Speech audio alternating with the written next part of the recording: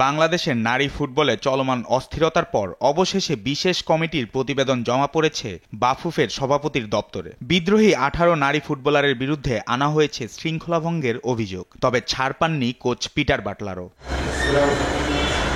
বাফুফের 7 সদস্যের বিশেষ কমিটি দীর্ঘ তদন্ত শেষে বৃহস্পতিবার রাত 9টার পর তাদের প্রতিবেদন জমা দেয়। বিশেষ কমিটির প্রধান ইমরুল হাসান জানান, নারী দলের সাফল্য কিংবা ব্যর্থতা বিবেচনায় না নিয়ে কেবল শৃঙ্খলা রক্ষার বিষয়টি গুরুত্ব পেয়েছে এই প্রতিবেদনে।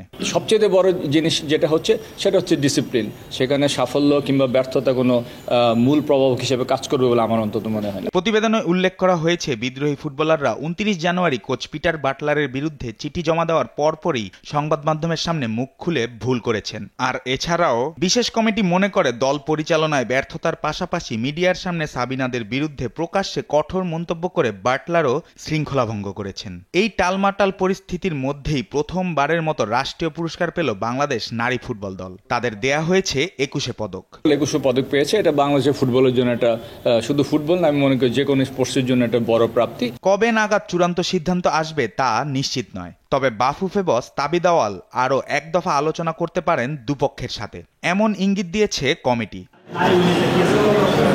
জুবায়ের নূর, স্পোর্টস ডেস্ক, দেশ টিভি।